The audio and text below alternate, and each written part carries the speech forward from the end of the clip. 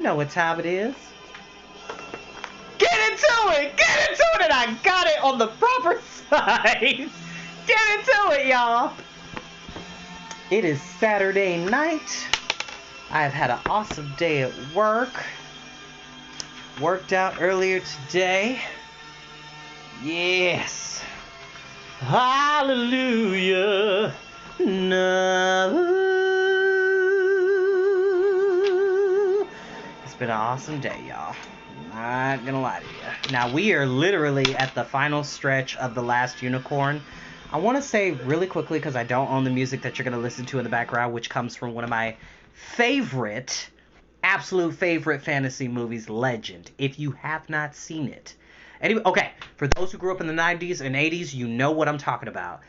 Legend is an amazing movie. It was one of Tom Cruise's big, it was his big film debut, one of the big ones. And then Mia Sara's at Tim Curry, bunch of really great actors in that movie. If you love fantasy, if you like dark themes, please go watch Legend. It is an awesome movie. If you're looking for a particular version to watch, okay, so there's 3 different versions of the film. So there's the theatrical cut, the director's cut, and then the European cut. I typically like to recommend the theatrical cut. The director's cut is really good. The only difference is it's a tad bit longer, and the score is different. For those who don't know about films, there are times where when a movie is in development, you may not use the original score that was planned upon. So like when you release the movie, you may hear one version of the musical score of the film, and then when it comes out on VHS, DVD, Blu-ray, whichever time period we're talking about at the time of this recording, you might get a different soundtrack that you'll hear in the movie. That happens all the time. If you're a movie buff like I am, and you research stuff like that, you know what I'm talking about. So, I hope everybody's having a good time. My cousin Dez is on here. My friend Matt. Hey, y'all. Appreciate y'all. I got my yerba mate brewing right now. It's got to steep for at least 10 minutes. So I'm going to let that steep. But I'm going to get into the story because we are finally... Tomorrow's the last chapter, y'all.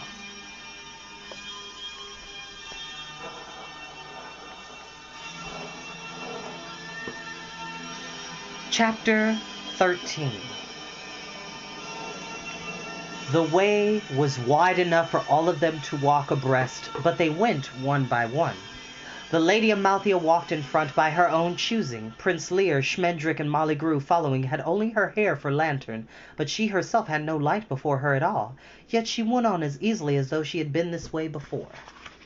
Where they truly were they never knew. The cold wind seemed real, as did the cold reek that rode it, and the darkness let them pass far more grudgingly than had the clock.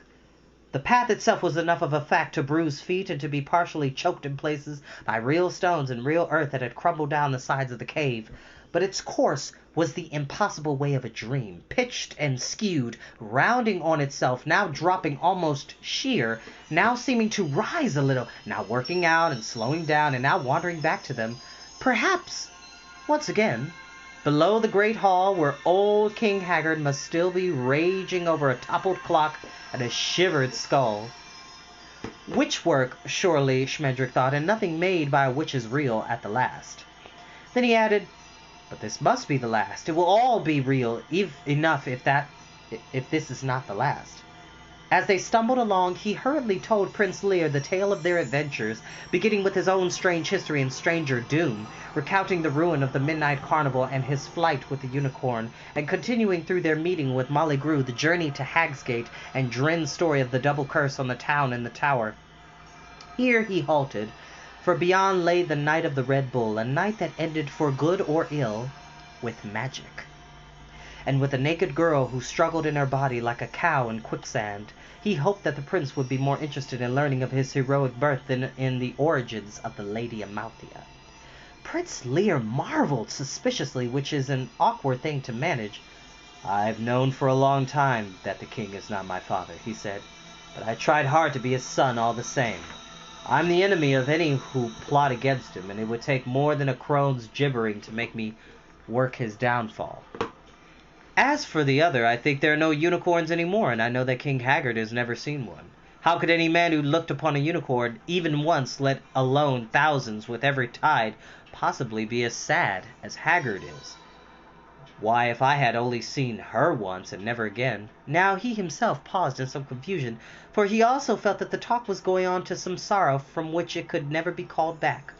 Molly's neck and shoulders were listening intently, but if the Lady Amalthea could hear what the two men were saying, she gave no sign. Yet the king has a joy hidden somewhere about his life, Schmendrick pointed out. Have you never seen a trace of it? Truly, never seen its trace in his eyes. I have.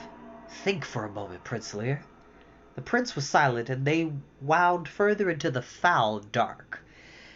They could not always tell whether they were climbing or descending, nor sometimes if the passage was bending once again, until the gnarly nearness of stone at their shoulders suddenly became the bleak rake of a wall against their faces. There was not the smallest sound of the Red Bull, or any glimmer of the wicked light, but when Schmendrick touched his damp face, the smell of the bull came off his fingers. Prince Lear said,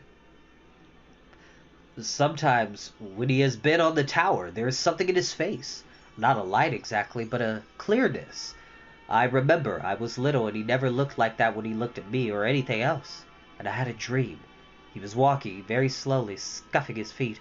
I used to have a dream, he said, the same dream over and over, about standing at my window in the middle of the night and seeing the bull. Seeing the red bull, he did not finish.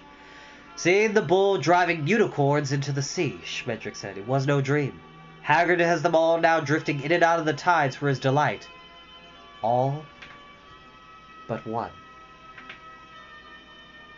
The magician drew a deep breath. That one is the Lady Amalthea. Yes, Prince Lear answered him. Yes, I know. Schmendrick stared at him. What do you mean you know? He demanded angrily. How could you possibly know that Lady Amalthea is a unicorn? She can't have told you, because she doesn't remember it herself. Since you took her fancy, she's thought only of being a mortal woman. He knew quite well that the truth was the other way around, but it made no difference to him just then. How do you know? He asked again. Prince Lear stopped walking and turned to face him. It was too dark for Schmendrick to see anything but the cool, milky shining where his wide eyes were.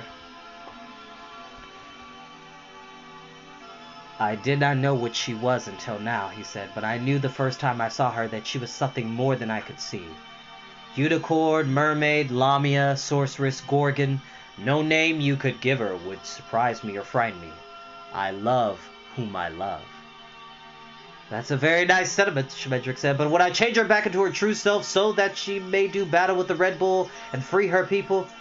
I love whom I love, Prince Lear repeated firmly. You have no power over anything that matters. Before the magician could reply, the Lady Amalthea was standing between them.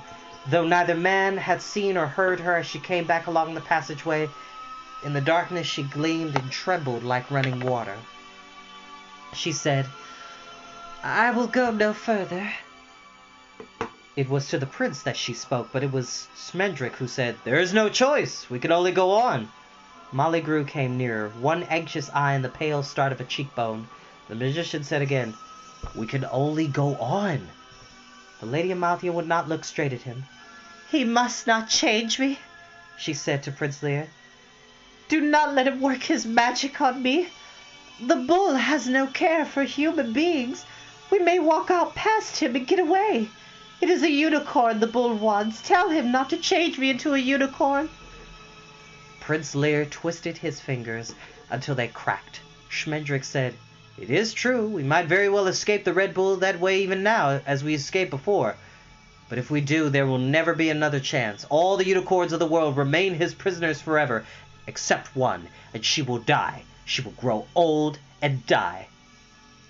Everything dies, she said still to Prince Lear. It is good that everything dies. I want to die when you die. Don't let him enchant me. Don't let him make me immortal. I am no unicorn, no magical creature. I'm human, and I love you. He answered her, saying gently, I don't know much about enchantments except how to break them.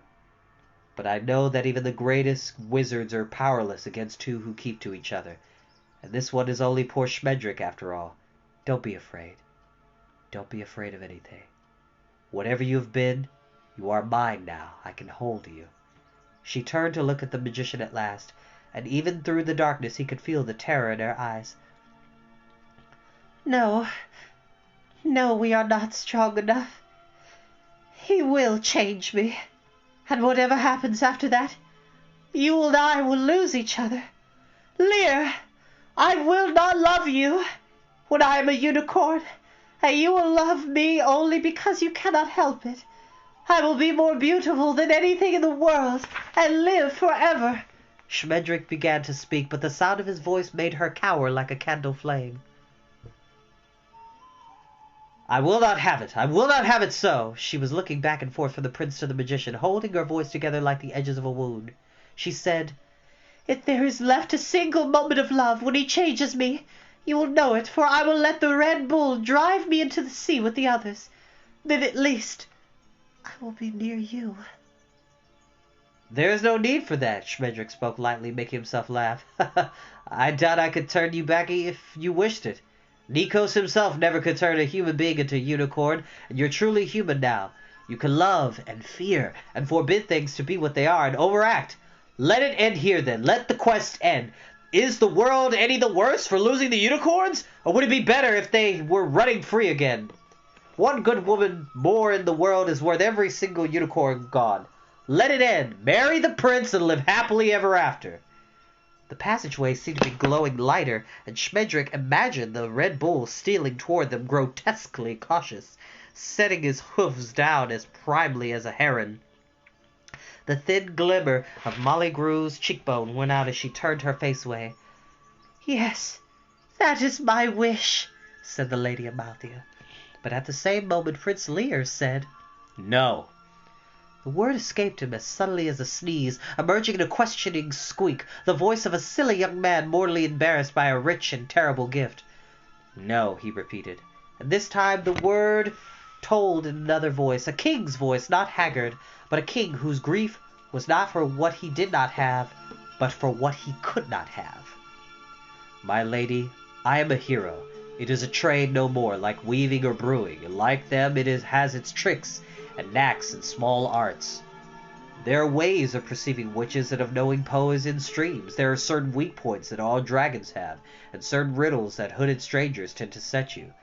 But the true secret of being a hero lies in knowing the order of things. The swineherd cannot already be wed to the princess when he embarks on his adventures, nor can the boy knock down at the witch's door when she is away on vacation. The wicked uncle cannot be found out and foiled because he does something wicked. Things must happen when it is time for them to happen. Quests may not simply be abandoned. Prophecies may not be left to rot like unpicked fruit. Unicorns may go unrescued for a long time, but not forever. The happy ending cannot come in the middle of the story. I'll repeat that. The happy ending cannot come in the middle of the story. Hold that thought real quick, y'all.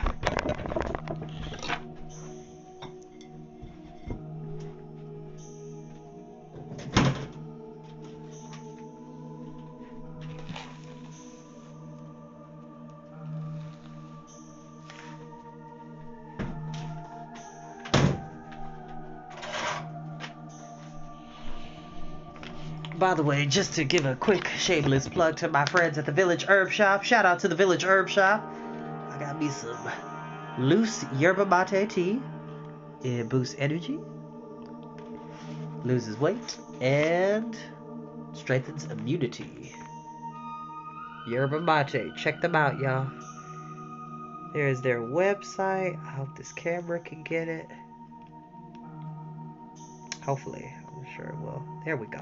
Check them out. That's where I get all my elderberry syrup, my sleep aid, my raw honey that I put in my tea. It's all from the Village Herb Shop.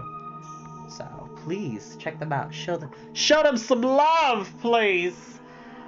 All right, I have to put my tea cage over here. There we go.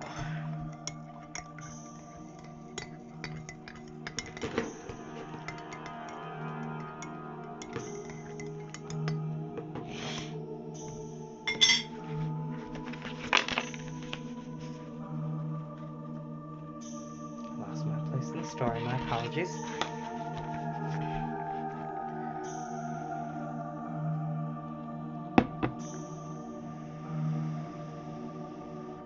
Gotta make sure you blow your tea or your coffee, whoever drinks coffee, because this sucker is hot. There we go.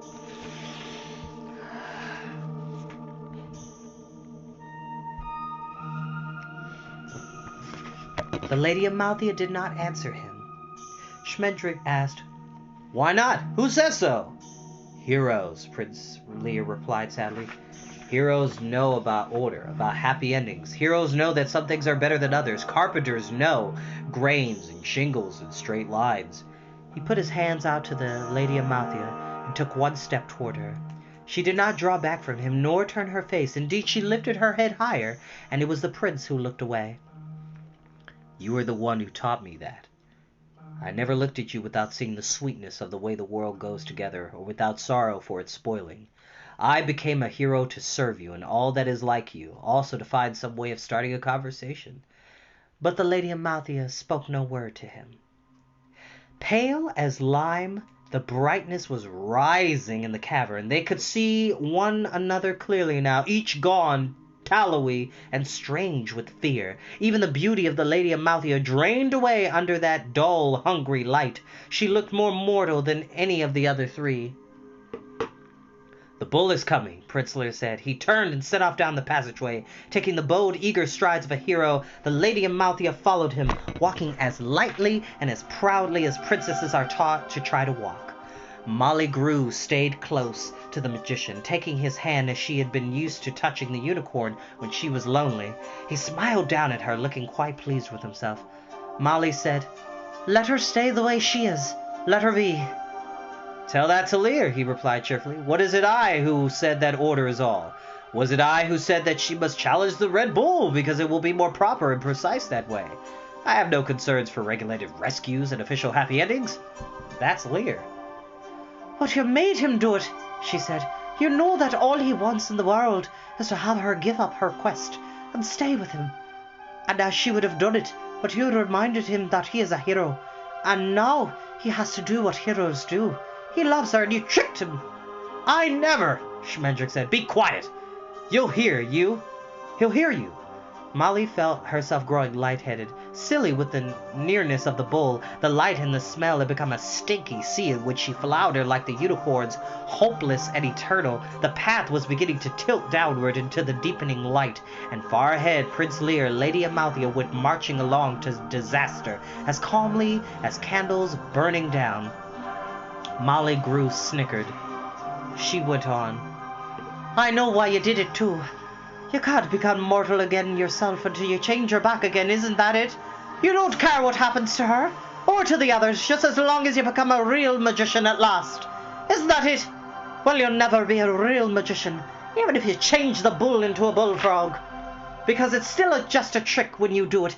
You don't care about anything but magic. And what kind of magician is that, Schmendrick?" "I don't feel good. I have to sit down." Schmendrick must have carried her for a minute, because she was definitely not walking, and his green eyes were ringing in her head. "That's right. Nothing but magic matters to me. I wound up unicorns for Haggard himself if he would hide my power by half a hair. It's true. I have no preferences, no loyalties. I have only magic." His voice was hard and sad. "Really?" she asked, rocking dreamily in her terror, watching the brightness following by. "That's awful." She was very impressed. "Are you really like that?" "No," he said, then or later. "No, it's not true. How could I be like that and still have all these troubles?" Then he said, "Molly, you have to walk now. He's there. He's there." Molly saw the horns first. The light made her cover her face, but the pale horns struck brightly through the hands and eyelids to the back of her mind. She saw Prince Lear, the Lady Amalthea, standing before the horns, while the fire flourished on the walls of the cavern and soared up into the roofless dark. Prince Lear had drawn his sword, but it blazed up his hand, and he let it fall, and it broke like ice. The Red Bull stamped his foot, and everyone fell down. Schmendrick had thought to find the bull waiting in his lair or in some wide place with room enough to do battle. But he had come silently up the passageway to meet them, and now he stood across their sight, not only from one burning wall to the other, but somehow in the walls themselves, and beyond them, bending away forever. Yet he was no mirage, but the Red Bull, still steaming and snuffling, shaking his blind head, his jaws champed over his breath with a terrible wailing sound. Now is the time, whether I work ruin or great good. This is the end of it. The magician rose slowly to his feet, ignoring the bull, listening only to his cupped self as to a seashell, but no power stirred or spoke in him. He could hear nothing but the far, thin howling of emptiness against his ear, as old King Haggard must have heard it waking and sleeping, and never another sound. It will come to me. Nikos was It will not come to me.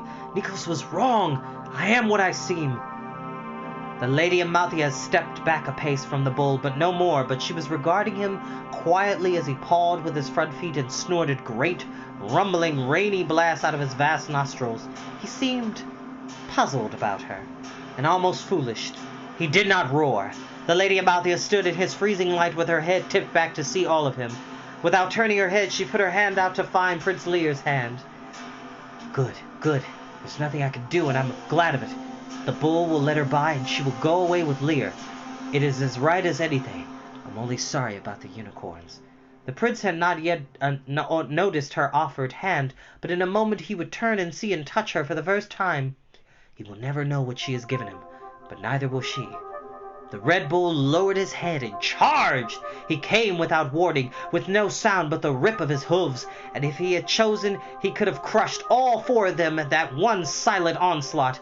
But he let them scatter before him and flatten themselves into the wrinkled walls, and he went by without harming them, though he might easily have horned them out of their shallow shelters like so many periwinkles.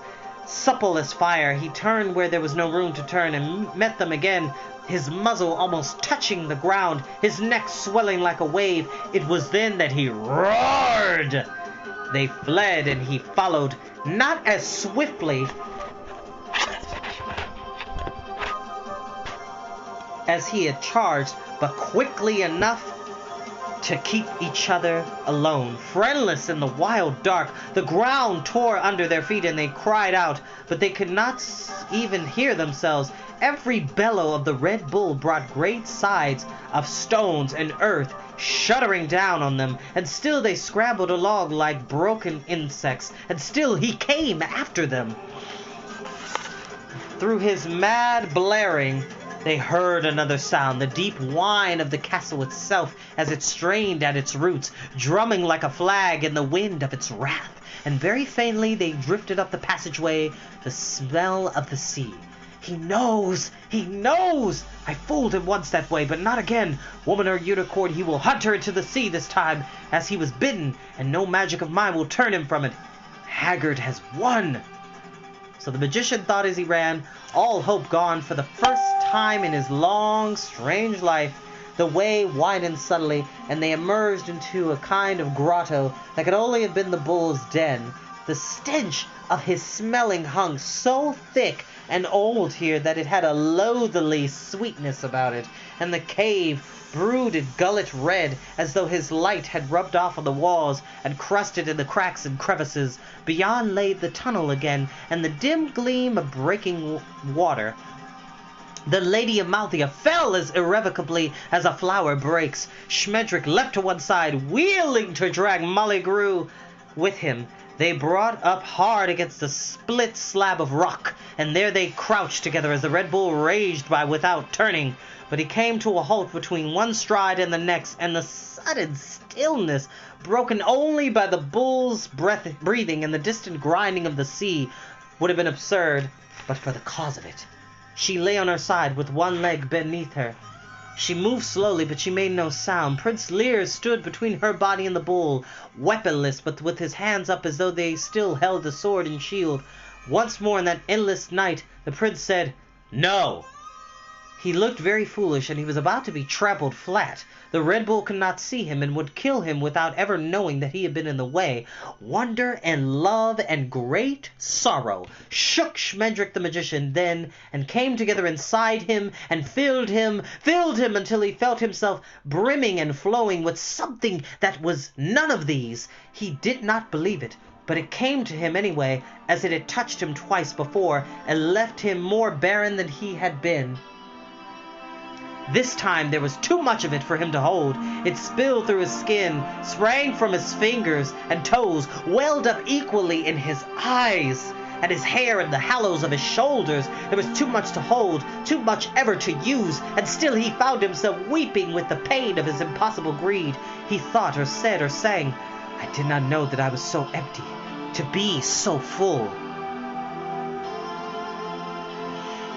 The Lady Amalthea lay where she had fallen, though she was trying to rise, and Prince Lear still guarded her, raising his naked hands against the enormous shape that loomed over him. The tip of the prince's tongue stuck out one corner of his mouth, making him look as serious as a child taking something apart. Long years later, when Schmendrick had become a greater name than Nikos's, and worse than Ephraim's, surrendered at the sound of it, he was never able to work the smallest magic without seeing Prince Lear before him. His eyes squinted up because of the brightness and his tongue sticking out. The Red Bull stamped again, and Prince Lear fell on his face and got up bleeding. The bull's rumble began, and the blind, bloated head started down, lowering like one half on the scales of doom. Lear's valiant heart hung between the pale horns, as good as dripping from their tips, himself as good as smashed and scattered, and his mouth buckled a little. But he never moved. The sound of the bull grew louder as the horns went down. Then Schmendrick stepped into the open and said a few words. They were short words, undistinguished either by melody or harshness, and Schmendrick himself could not hear them for the Red Bull's dreadful bawling, but he knew what they meant, and he knew exactly how to say them, and he knew that he could say them again when he wanted to, in the same way or in a different way. Now he spoke them gently and with joy, and as he did so he felt his immortality fall from him like armor, or like the shroud. Ipalu Ikana! Ipadu!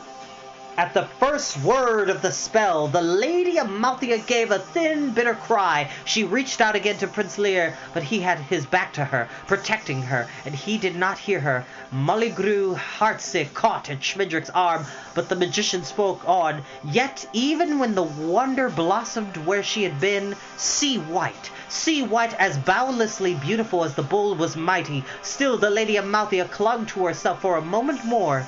She was no longer there, and yet her face hovered like a breath in the cold, reeky light. Ipalu Ikana! Ipadu! It would have been better if Prince Lear had not turned until she was gone. But he turned. He saw the unicorn. She shone in him as in a glass, but it was to the other that he called, to the castaway, to the Lady Amalthea. His voice was the end of her. She vanished when he called her name, and though he had crowned for a day. Things happened both swiftly and slowly as they do in dreams, where it was still the same thing, and slowly as they do in dreams.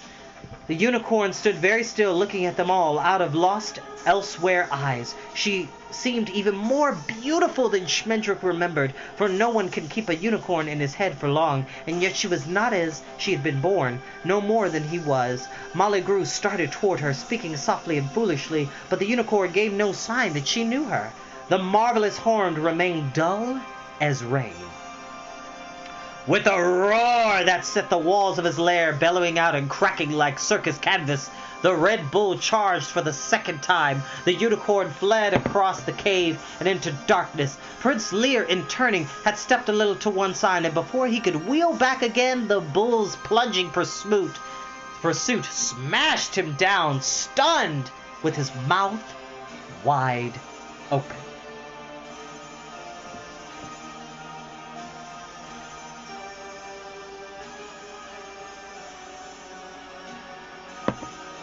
Molly would have gone to him, but Schmendrick took hold of her and dragged her along after the bull and the unicorn. Neither beast was in sight, but the tunnel still thundered from their desperate passage.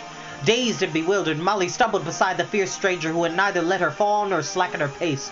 Over her head and all around she could feel the castle groaning, cracking in the rock like a loosening tooth. The witch's rhyme jangled in her memory over and over. Yet none but one of Hagsgate town may bring the castle swirling down.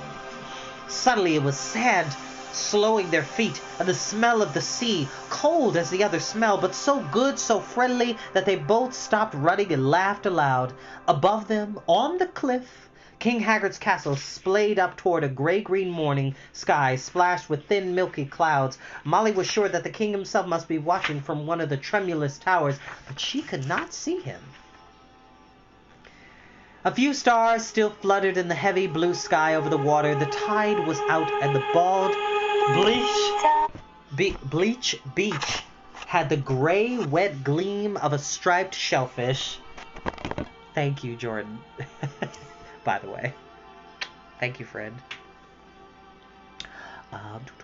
But far down the strand, the sea was bending like a bow, and Molly knew that the ebb had ended. The unicorn and the Red Bull stood facing each other at the arch of the bow, and the unicorn's back was to the sea. The bull moved in slowly, not charging but pressing her most gently toward the water, never touching her. She did not resist him. Her horn was dark and her head was down, and the bull was so much her master as he had been on the plain of Hagsgate before she became the Lady Amalthea. It might have been the same hopeless dawn except for the sea, yet she was not altogether beaten. She backed away until one hind foot actually stepped into the water. At that she sprang through the sullen smolder of the Red Bull and ran away along the beach, so swift and light that the wind of her passing blew her footsteps off the sand. The bull went after her. "Do something!" a hoarse voice said to Schmendrick, as Molly had said it long ago.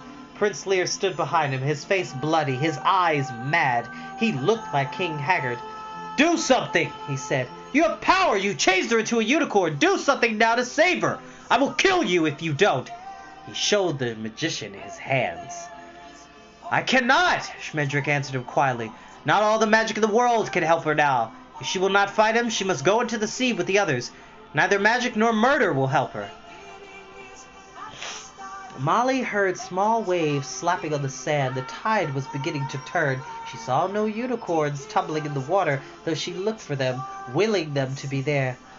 What if it is too late? What if they drifted out on the last ebb tide, out to the deepest sea where no ships because of the kraken and the sea drake, and because of the floating jungles of the rock that tangle and draw even these? She'll never find them then. Would she stay with me? "Then what is magic for?" Prince Lear demanded wildly. "What use is wizardry if I cannot save a unicorn?" He gripped the magician's shoulders hard to keep them from falling. Schmendrick did not turn his head. With a touch of sad mockery in his voice, he said, "That's what heroes are for." They could not see the unicorn for the hugeness of the bull, but suddenly she doubled on her track and came flying up the beach toward them. Blind and patient as the sea, the Red Bull followed her, his hooves gouging great ditches in the damp sand. Smoke and fire, spray and storm, they came on together, neither one gaining, and the Prince Lear gave a soft grunt of understanding. "Yes, of course, that's exactly what heroes are for. Wizards make no difference, so they say that nothing does, but heroes are meant to die for unicorns." He let go of Schmendrick's shoulder, smiling to himself. "This is a basic fallacy in your reasoning," Schmendrick began indignantly, but the prince never heard what it was.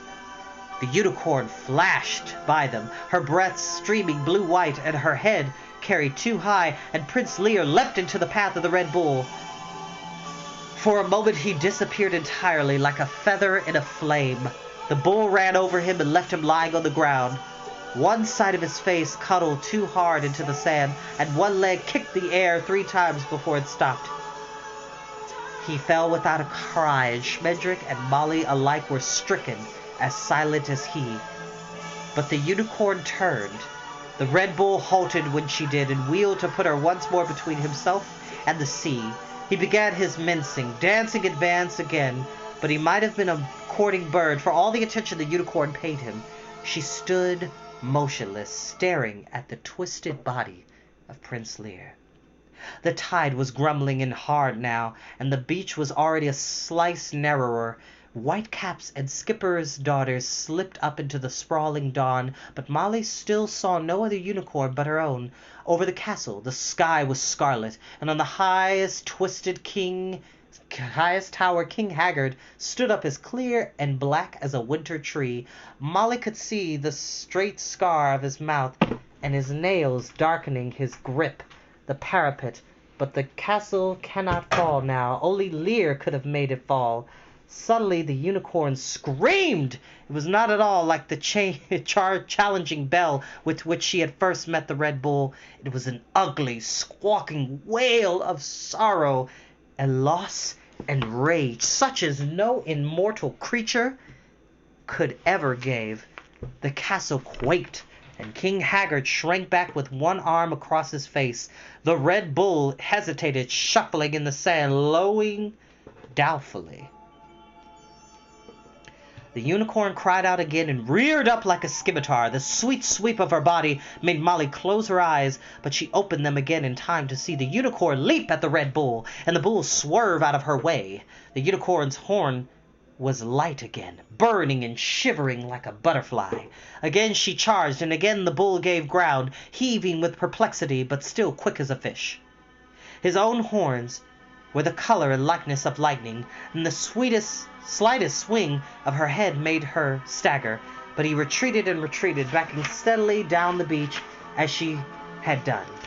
She lunged after him, driving to kill, but she could not reach him. She might have been stabbing at a shadow or at a memory. So the Red Bull fell back without giving battle until she had stalked him to the water's edge. There he made his stand, with the surf swirling about his hooves and the sand rushing away under them. He would neither fight nor fly, and she knew now that she could not destroy him. Still, she set herself for another charge, while he muttered wonderingly in his throat.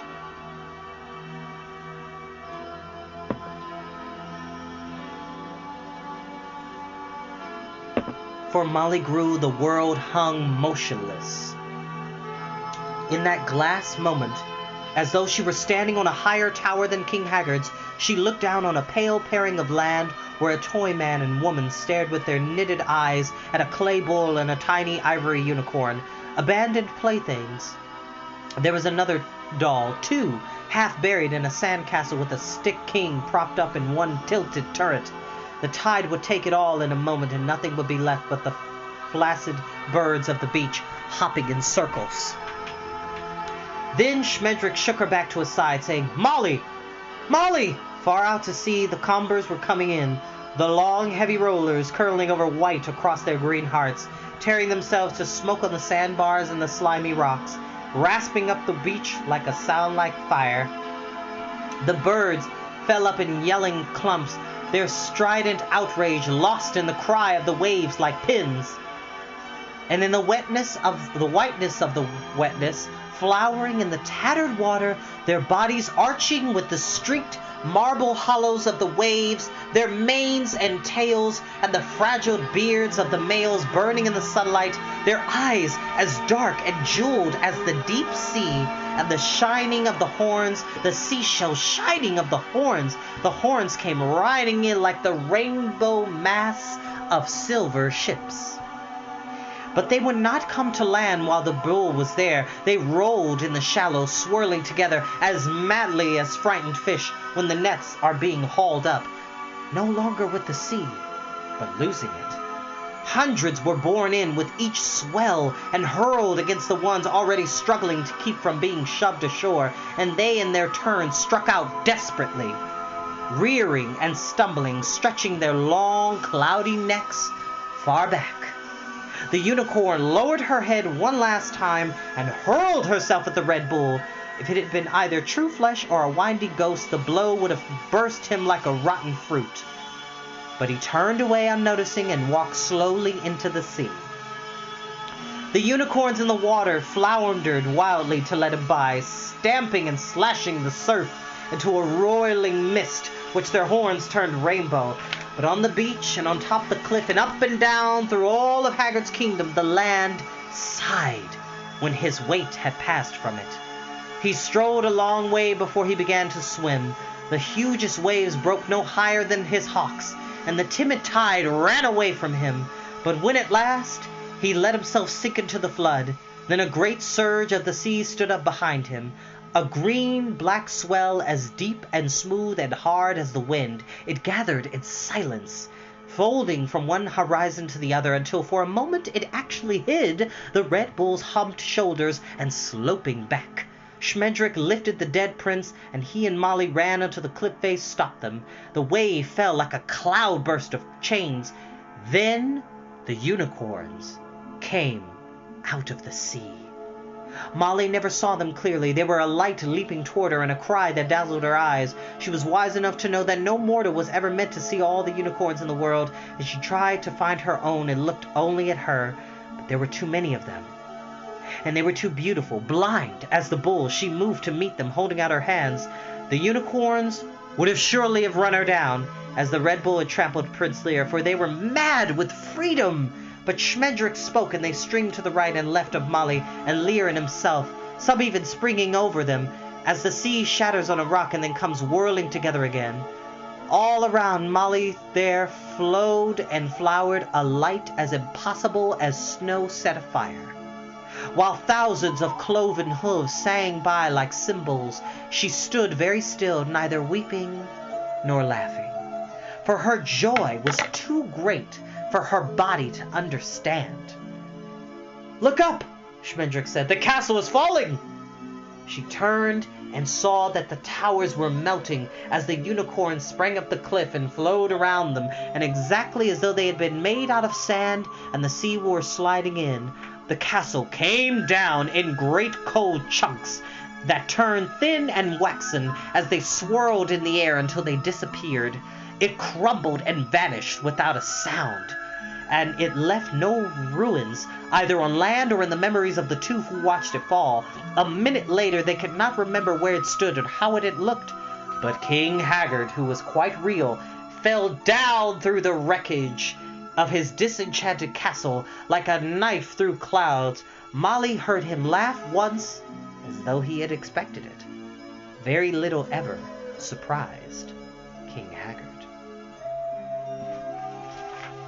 And that is where we will end for tonight. And tomorrow we will get the final chapter of The Last Unicorn. Thank you all so much for watching. I hope you all have enjoyed this. I just love this book. I love this book. I love the audiobook with Peter S. Beagle narrating. I love the movie. I hope one day they adapt it into a live-action film. Honestly, I would either put Ridley Scott or Tim Burton to adapt that movie. Honestly. Julius, hi. Good to see you. But yeah, comment below what you think. You know, these videos are for entertainment purposes. I don't make money off of these. This is just for me to have fun, to get people invigorating in the love of literature. Peace, love, and hair grease, y'all. I'll see y'all later.